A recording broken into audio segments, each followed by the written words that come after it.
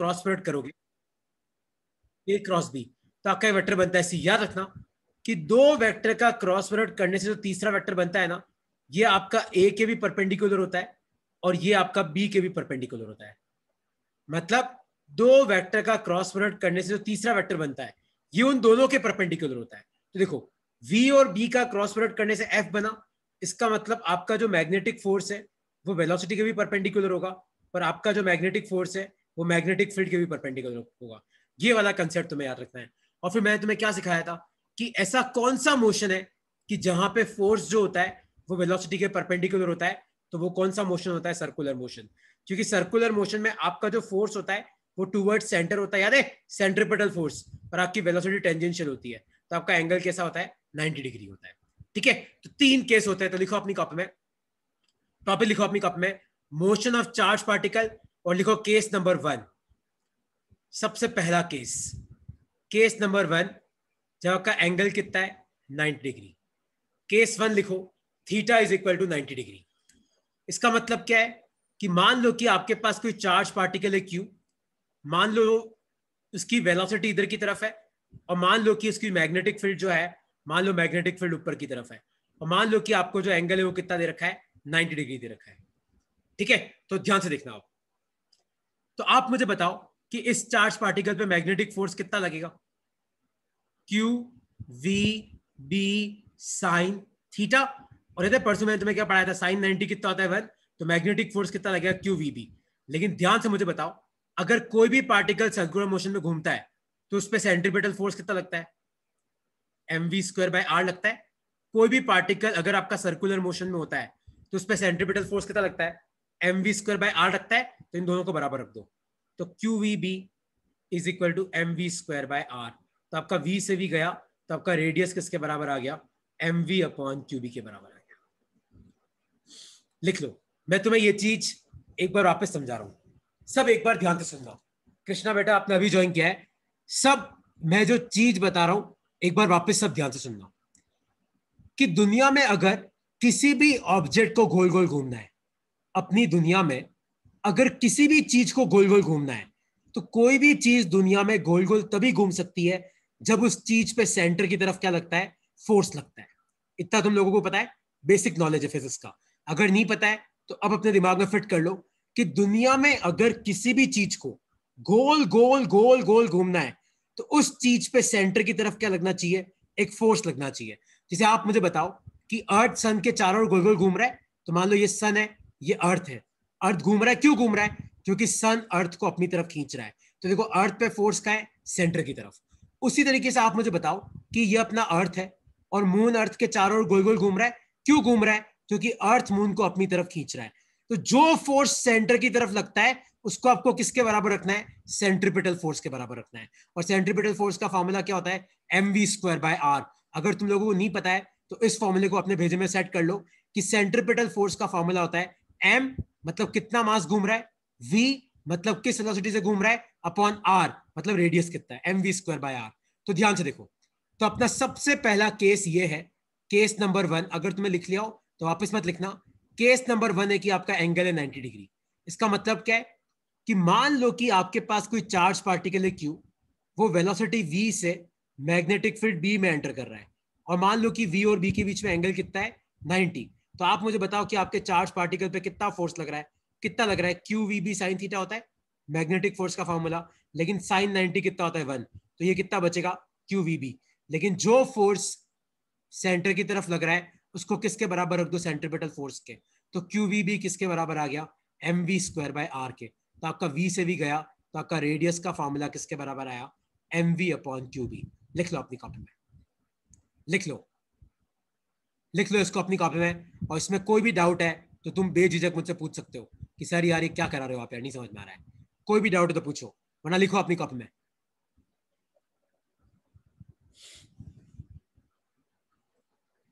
Sir एक बार लिखो। First 2 slides बता दो। पर इसमें अपन ने मैग्नेटिक वाले फोर्स को अपन ने सेंटर की तरफ क्यों माना है? क्योंकि देख, F है QV×B, तो V×B करके अपने को F मिलेगा। तो तेरा जो फोर्स है वो वेलोसिटी के परपेंडिकुलर है। तो वेलोसिटी के परपेंडिकुलर अगर फोर्स होता है ना, तो वो फोर्स सेंटर की तरफ ही होता है।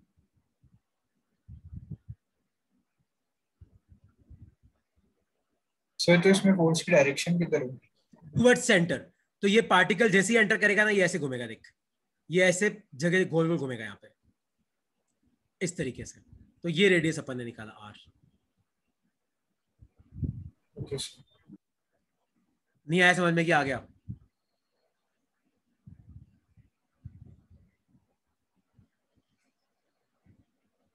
देखो तुम्हें नहीं समझ में आया तो तुम कंसेप्ट पूछ सकते हो। जिसको कंसेप्ट में डाउट है, देखो मैं वापस समझाता हूँ कि अगर मान लो आपके पास कोई चार्ज है क्यू, वो वेलोसिटी v से मैग्नेटिक फील्ड b में एंटर करता है, और मान लो b और v के बीच में एंगल 90 है, तो साइन 91 होता है, तो उसमें मैग्नेटिक फोर्स कितना लगेगा? QVB। लेकिन ये जो फोर्स है ये वेलोसिटी के परपेंडिकुलर होगा, और जैसे ही आपकी वेलोसिटी के परपेंडिकुलर फोर्स लगेगा तो पार्टिकल गोल गोल घूमेगा। और अगर पार्टिकल गोल गोल घूम रहा है, इसका मतलब है कि भैया जो फोर्स उस पर लग रहा है वो किसके बराबर है? mv²/r के। तो इसलिए मैंने QVB को किसके बराबर कर दिया? mv²/r के। तो एक v से आपका एक भी चला गया, तो आपका रेडियस किसके बराबर आया? mv/qb के बराबर आया। नहीं आया समझ में कि आ गया?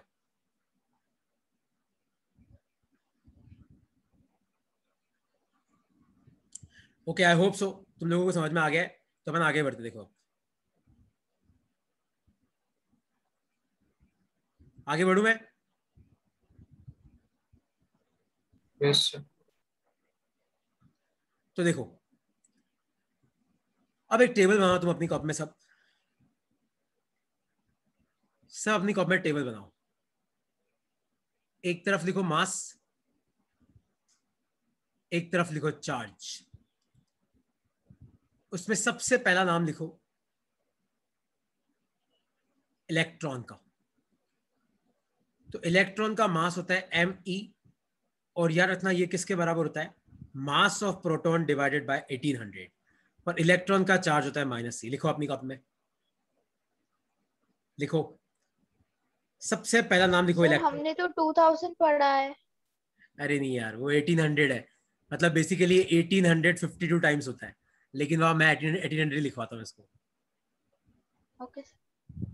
तो कोई फर्क नहीं पड़ेगा उससे, वो 1800, 1900, 2000। तुम तो बस इतना दिमाग में फिट रखो कि इलेक्ट्रॉन का मास प्रोटॉन के मास का 1800 मतलब बहुत कम होता है।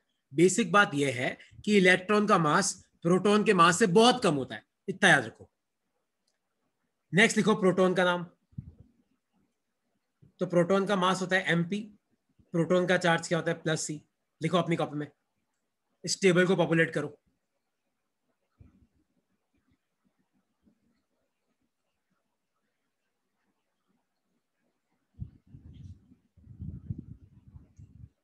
तो इलेक्ट्रॉन का मास me, इसको आप लिख सकते हो मास of proton divided by 1800। Electron का चार्ज -c, प्रोटॉन का मास mp, प्रोटॉन का चार्ज +c। तीसरा और सबसे इंपॉर्टेंट लिखो अल्फा पार्टिकल। अल्फा पार्टिकल का मास लिखना आप 4 इंटू मास ऑफ प्रोटॉन, और चार्ज लिखना +2e। लिखो इसको अपनी कॉपी में।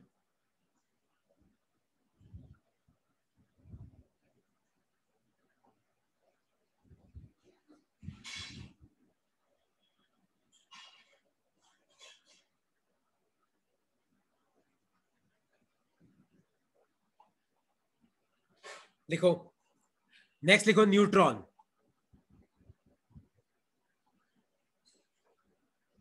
तो न्यूट्रॉन का मास उतना ही होता है जिसका प्रोटॉन का होता है, करीबन करीबन बराबर।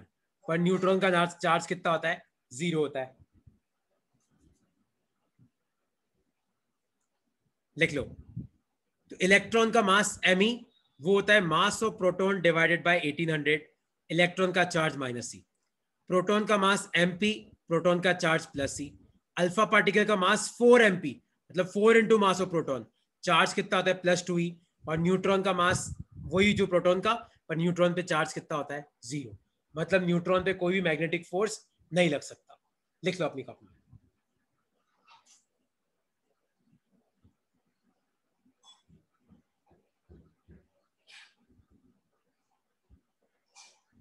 लिख लो, आगे बढ़ू मैं? ओके, तो अब एक क्वेश्चन है तुम्हारे लिए। क्वेश्चन ये लिखो अपनी कप में, क्वेश्चन लिखो अपनी कप में। An alpha particle, an alpha particle and a proton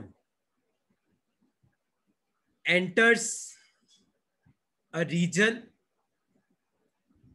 where magnetic field is present, enters a region where magnetic field is present with same velocity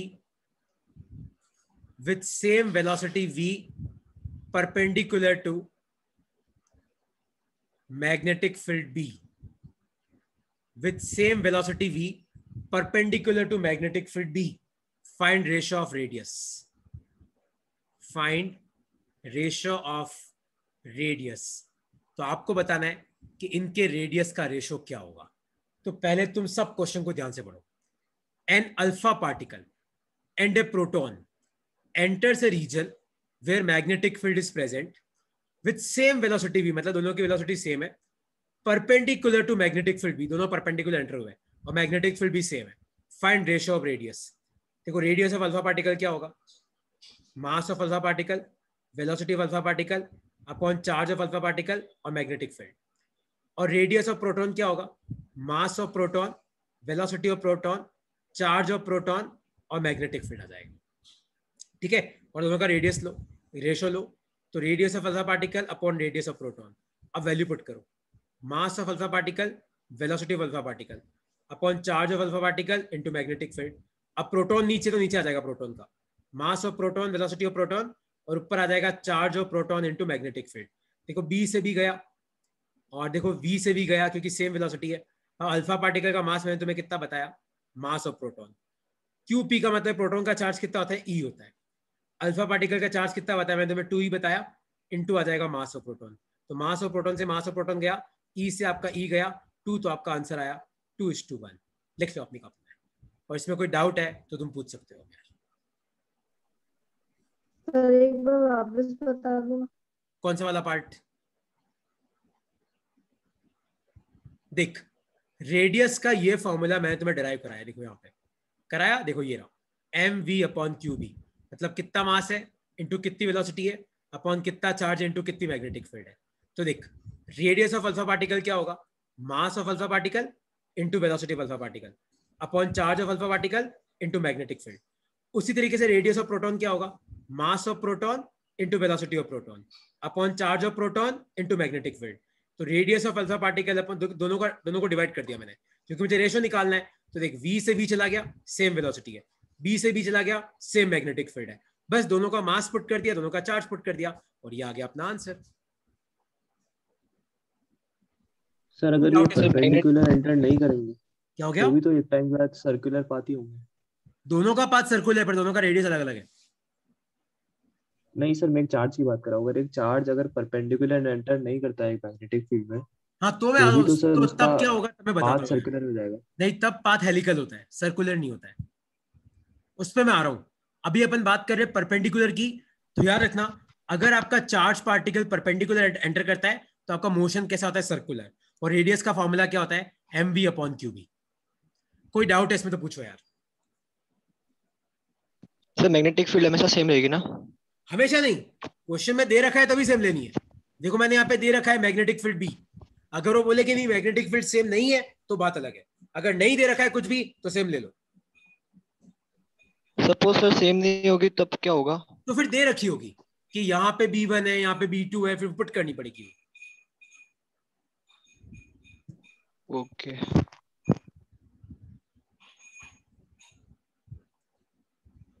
लिख लिया? देखो अब तुम ध्यान से सुनो। देखो यार, अब मैं तुम्हें एक बहुत इंपॉर्टेंट चीज बता रहा हूं। तो रेडियस का फॉर्मूला है M V upon Q B, पर याद है मास इंटू वेलोसिटी क्या होता है? भूल तो नहीं गए? 9वीं कक्षा में भी आता है ये। लीनियर मोमेंटम क्या होता है? मास इंटू वेलोसिटी होता है। तो एम इंटू वी की जगह आप पी लिख दो, तो फॉर्मूला क्या बनेगा? पी अपॉन क्यू बी बनेगा। तो लिखो, एक और फॉर्मूला लिखो अपनी कप में, और लिखो पी का मतलब होता है लीनियर मोमेंटम। लिख लो, लिख लो। लिख लो इसको। तो R equal to mv upon QB, पर मास इंटू वेलोसिटी क्या होता है, लीनियर मोमेंटम P, तो P अपॉन क्यूबी एक और फॉर्मूला आ गया। कोई डाउट तो नहीं किसी को इसमें? अब एक और चीज ध्यान से सुनो, सब ने एक और फॉर्मूला पढ़ा है, देखो लीनियर मोमेंटम होता है मास इंटू वेलोसिटी, और काइनेटिक एनर्जी का फॉर्मूला क्या होता है, हाफ mv स्क्वायर। तो अगर तुम्हें नहीं पता है तो ये एक और फॉर्मूला होता है, P equal to root two M K. तो लीनियर मोमेंटम का एक और फॉर्मूला क्या आ जाएगा, रूट टू एम के अपॉन क्यूबी। तो ये एक और फॉर्मूला लिखो अपनी कॉपी में। तो तुम्हें ये वाला फॉर्मूला भी याद रखना है, तुम्हें ये वाला फॉर्मूला भी याद करना है, तुम्हें ये वाला फॉर्मूला भी याद करना है। लिखो रूट टू एम के अपॉन क्यूबी, लिखो इसको। फिर मैं तुम्हें उनको यूज करना सिखाता हूँ कि मैं तुम्हें ये इतनी चीजें क्यों सिखा रहा हूँ, इन सब के पीछे एक रीजन है। लिख लिया कि नहीं लिखा? लिख लो इसको। M मतलब मास कितना है चार्ज का, Q मतलब चार्ज कितना है, B मतलब मैग्नेटिक फील्ड कितनी है। यहाँ पे K का मतलब ये नहीं कि 9 यहाँ पे K का मतलब क्या है, काइनेटिक एनर्जी। ठीक है, अब तुम सब ध्यान से सुनो। अब किसी भी बॉडी पे कोई वर्क करते हो ना, वो वर्क काइनेटिक एनर्जी में कन्वर्ट हो जाता है। और याद है मैं तुम्हें एक फॉर्मूला पढ़ाया था वर्क का, potential difference into charge taken. तो यहाँ पे एक और फॉर्मूला बनेगा, वो भी लिखो अपनी कप में, root two M kinetic energy की जगह लिखो potential difference into charge taken, और नीचे आ जाएगा क्यूबी। लिखो अपनी कप में। और ये चारों फॉर्मूले तुम्हें याद रखने हैं। और ये नहीं कि यहाँ पे v मतलब वेलोसिटी, यहाँ पे v का मतलब होता है पोटेंशियल डिफरेंस। यहाँ पे v का मतलब क्या है, पोटेंशियल डिफरेंस। लिखो इनमें से एक भी फॉर्मूला अगर मान लो तुम्हें याद नहीं है एग्जाम में, वहां बैठ के तुम डिराइव नहीं कर पाओगे, तुम्हें याद करके जाना पड़ेगा। ये वाला याद कर लेना, देखो मास इंटू वेलोसिटी क्या होता है, मोमेंटम, तो ये अपने आप ही याद हो जाएगा। लीनियर मोमेंटम क्या होता है, रूट टू एम के, तो ये देखो ये अपने आप ही याद हो गया। तो काइनेटिक एनर्जी क्यू भी देखो ये अपने आप याद हो गया। तो एक याद करो, बाकी सारे अपने आप याद हो जाएंगे। हाँ गर्वित, आ सकता है इनका डेरिवेशन, आ सकता है। इसका डेरिवेशन तो मैंने तुम्हें करा ही दिया, बस यहां से यहां कैसा है, यहां से यहां कैसा है, यहां से यहां कैसा है, आ सकता है। मैं अभी भी बोल रहा हूं, इसको सीरियसली लेना। लिखो अपनी कॉपी में। सर ये दोनों क्यू अलग है ना? नहीं नहीं सेम है ना मेघना, वही चार्ज क्यू है जिसको एक्सेलरेट करने पे मैग्नेटिक फील्ड में घुसा और गोल गोल घूम रहा है। ये दोनों क्यू सेम है। आप चाहो तो एक रूट यहाँ पे हटा भी सकते हो, बट वहां कोई नहीं। ये फॉर्मूला याद रखने में ज्यादा आसान है। Okay sir. लिखो लिखो जल्दी लिखो, जल्दी लिखो यार।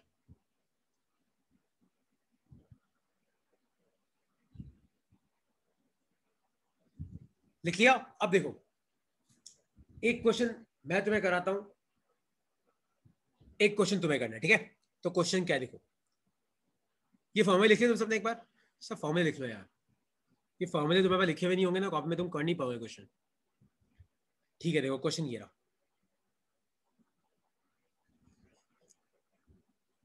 a proton and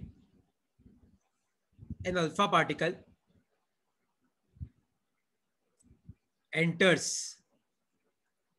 same magnetic field, enters same magnetic field when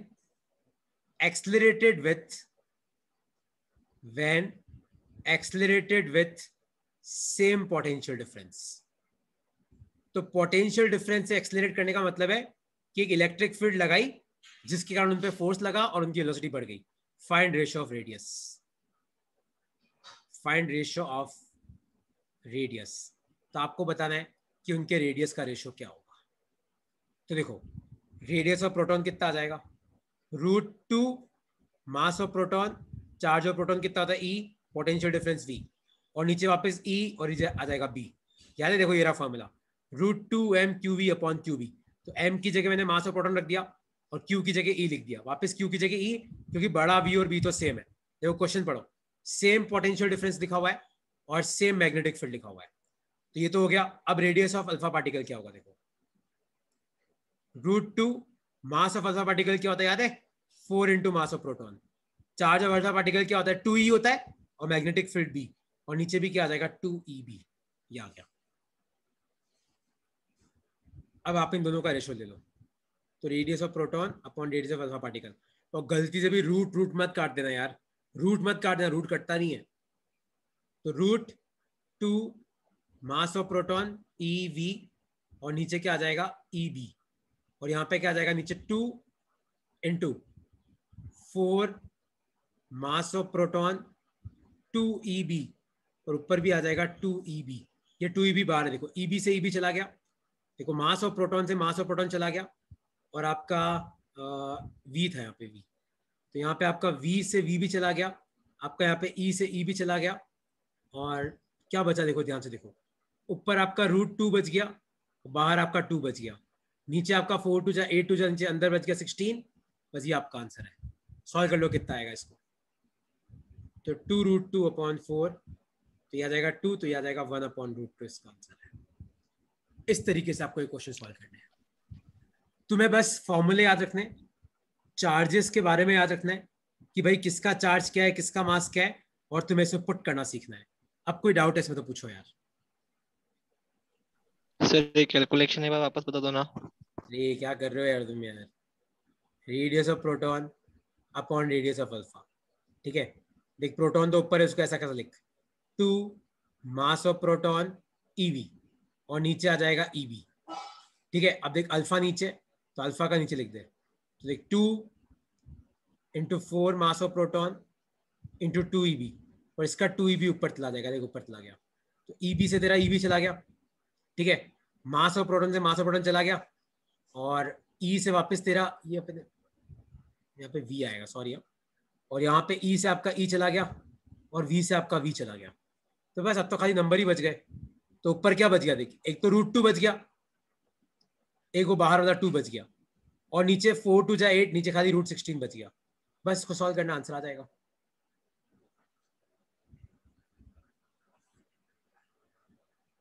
नहीं समझ में आया कि आ गया? आ गया सर। कोई डाउट है किसी को तो पूछो यार इसमें।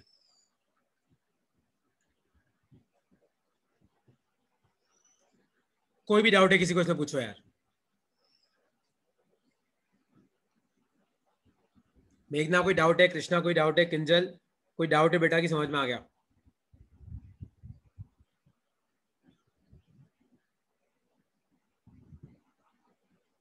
ओके सर √2/2 आएगा ना? हाँ, √2/2 आ रहा है तो 1/√2 हो जाएगा।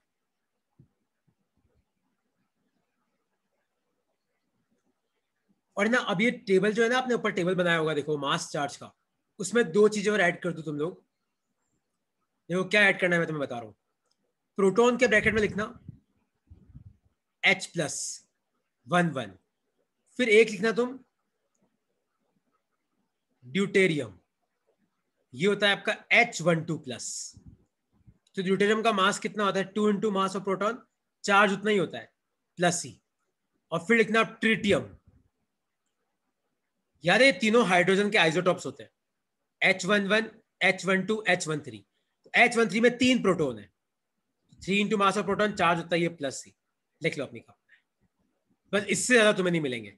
इनमें से तुम्हें कुछ भी मिल सकता है, electron, proton, alpha particle, neutron, deuterium, tritium. लिख लो, लिख लो। सर मैंने इसका एक क्वेश्चन में लिथियम भी देखा था, तो उसका क्या होगा? नहीं, खाली लिथियम नहीं होगा। फिर जैसे मान ले कि लिथियम आयन होगा, जैसे मान सर ले हाइड्रोजन के साथ था। लिथियम 2,4+, तो अगर ऐसा आता है तो ये भी 2+ नहीं होना चाहिए, यहाँ पे भी 2+ होगा। नहीं नहीं, तो क्वेश्चन भेजना, ऐसे तो फिर कुछ भी आ जाएगा, ऐसे नहीं। तो मुझे क्वेश्चन भेजना, मैं तुम्हें बता पाऊंगा। यस लिख लिया तुमने समय टेबल ये कि नहीं लिखा?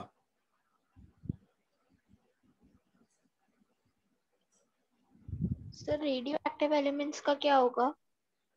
रेडियो एक्टिव एलिमेंट्स मतलब किसकी बात कर रहे हो? मतलब फ्रांसियम, रेडोन वगैरह, अरे उनको थोड़ी करते हैं, प्लूटोनियम। अरे उनका तो मास बहुत ज्यादा होता है। ये जनरली ये टेबल मैंने तुम्हें जो बनाया है ना, ध्यान से देखो, इन सब में एक बहुत खास बात है, ये सब बहुत हल्के हैं। मतलब इसमें 8 मैक्स 4 या 5 प्रोटॉन है। तो बेसिकली इन सबको पढ़ाने का मेरा रीजन ये है कि आगे जाके मुझे तुम्हें टॉपिक पढ़ाना है साइक्लोट्रॉन, जो एक पार्टिकल एक्सेलरेटर है। और पार्टिकल एक्सेलरेटर खाली हल्के पार्टिकल्स को एक्सेलरेट कर सकता है। तो हम सिर्फ हल्के पार्टिकल्स की बात करेंगे, भारी पार्टिकल्स की बात यहां पे नहीं करेंगे। पर आ भी जाए तो कोई Okay, घबराने की बात नहीं है, जितना एटॉमिक नंबर है उतना ही उसका मास होगा बस। सॉरी, जितना मास नंबर है, जितना मास नंबर है उतना उसका मास होगा, और जितना प्लस माइनस लगा हुआ है उतना उस पर चार्ज होगा, बट नहीं आएगा। ठीक है, ये है तुम्हारा केस सर नंबर 1। हाँ बोलो। सर वो क्वेश्चन ये था कि मतलब इलेक्ट्रॉन प्रोटॉन H+ और Li2+ में किसका मैग्नेटिक किस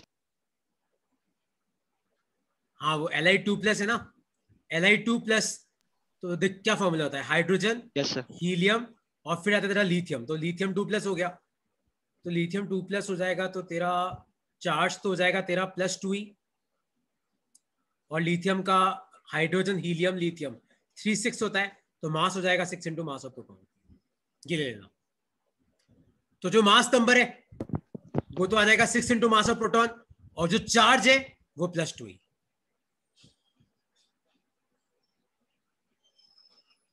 आया समझ में?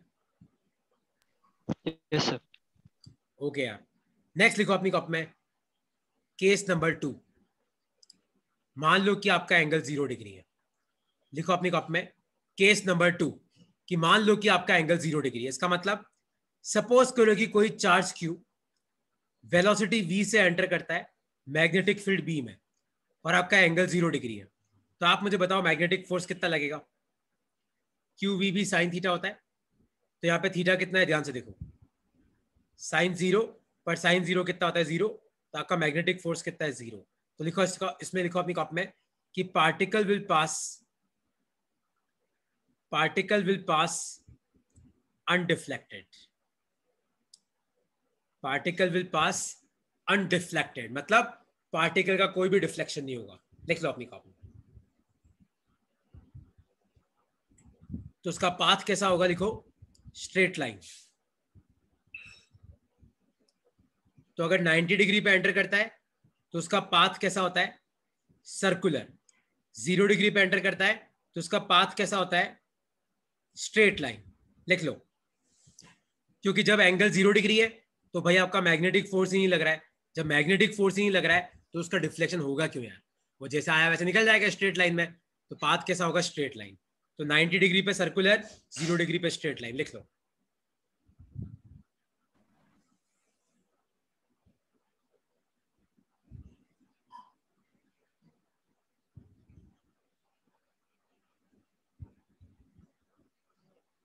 लिख लो, और कोई डाउट है इसमें तो पूछो।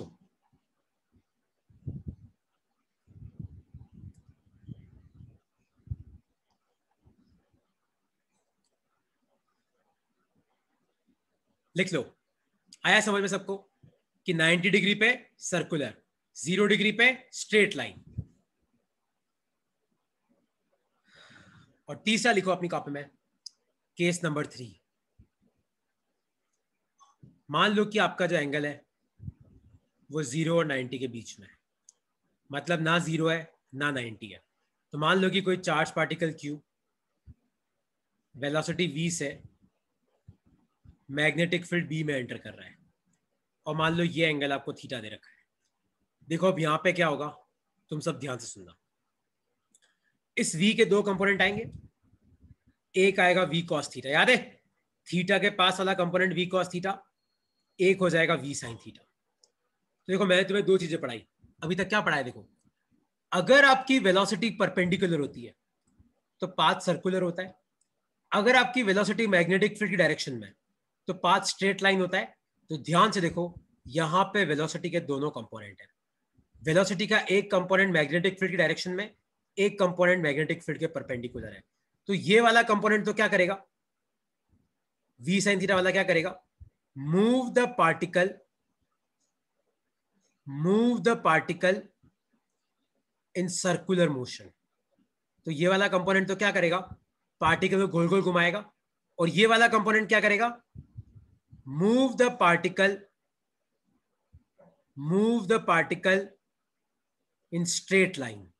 तो ये वाला कंपोनेंट क्या करेगा? पार्टिकल को आगे लेके जाएगा। तो तुम खुद मुझे बताओ कि जैसे ही आपका चार्ज पार्टिकल मैग्नेटिक फील्ड में आएगा तो ये वाला कंपोनेंट गोल गोल घुमाएगा, ये वाला कंपोनेंट आगे लेके जाएगा।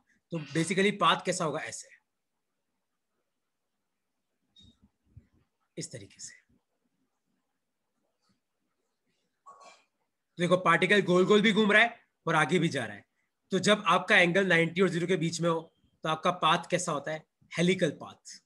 हेलिक्स देखा है कभी, स्प्रिंग, हेलिकल पाथ। लिख लो अपनी कॉपी में इसको, जैसे मैंने बनाया वैसे ही लिख लो, बस इसको ऐसे एक दूसरे के ऊपर मत लिख देना। तो v cos थीटा क्या करेगा, move the particle in straight line. v sin theta क्या करेगा, move the particle in circular motion.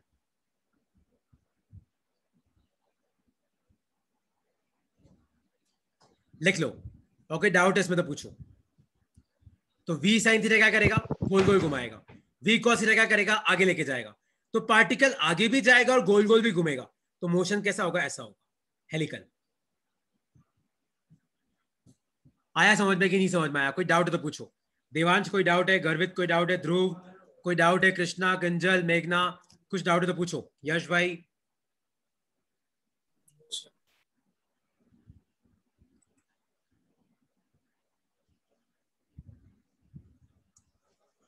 कोई डाउट है तो पूछो इसमें। तो देखो मैंने तुम्हें क्या सिखाया, एक बार वापस मैं तुम्हें बताता हूं कि अगर मान लो आपका charge particle Q velocity v से मैग्नेटिक फील्ड v में एंटर करता है और मान लो ये एंगल थीटा है, तो इस वेलोसिटी के दो कंपोनेंट आएंगे, एक आएगा v cos थीटा, एक आएगा v sin थीटा। तो v sin थीटा तो गोल गोल घुमाएगा, v sin थीटा आगे लेके जाएगा।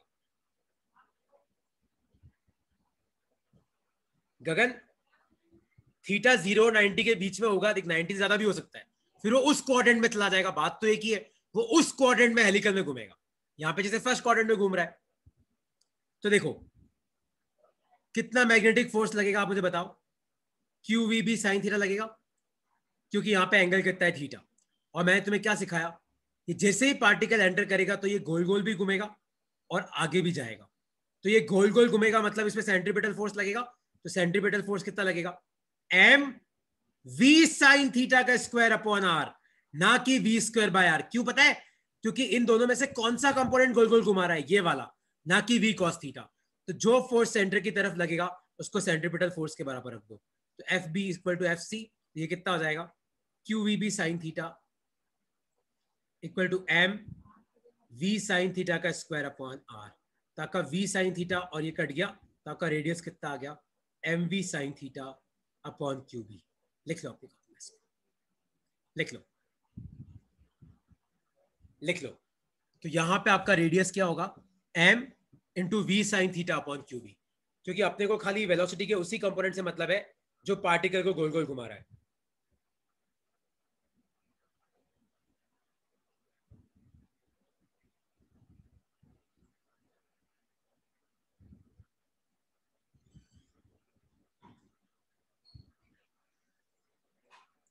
लिख लो।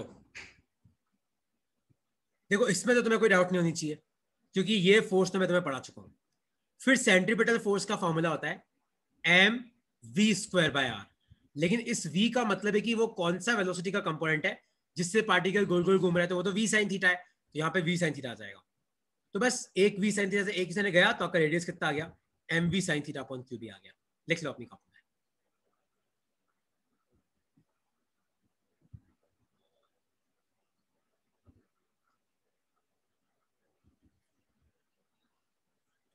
लिख लो, इसमें कोई डाउट है तो पूछो।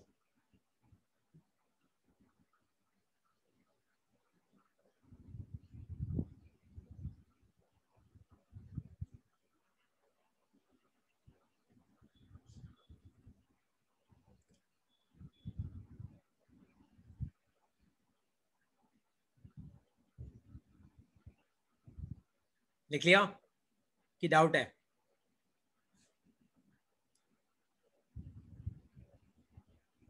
ओके, तो देखो थीटा अगर 90 तो सर्कुलर, थीटा अगर 0 तो स्ट्रेट लाइन, और थीटा मान लो 90 और 0 के बीच में है, तो आपका मोशन कैसा होगा, हेलिकल। नेक्स्ट क्लास में अपन ये टॉपिक खत्म कर देंगे, कौन सा, motion of charge particle magnetic field, और फिर अपन आगे बढ़ेंगे। और इसमें कोई डाउट तो पूछो, क्योंकि नेक्स्ट क्लास में दो चीजें कराऊंगा मैं, एक तो पिच करके टॉपिक है पिच, और एक मैं कराऊंगा टाइम पीरियड, और फिर मैं आगे बढ़ूंगा। इस चैप्टर के खत्म होने के साथ तुम मान लो तुम्हारा करीबन 45 से 50% सिलेबस ओवर हो जाएगा। ये मतलब ये 4 चैप्टर इतने बड़े हैं, है ना। लिख लो अपनी कॉपी में।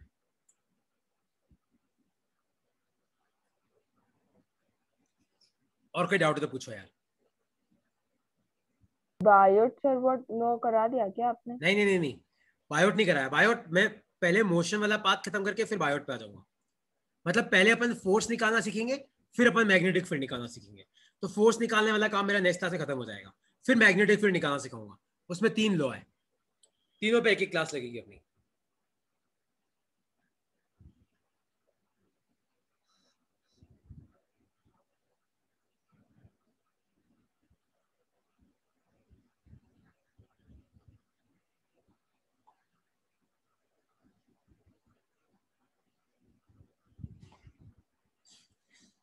Okay thank you sir. Thank you sir.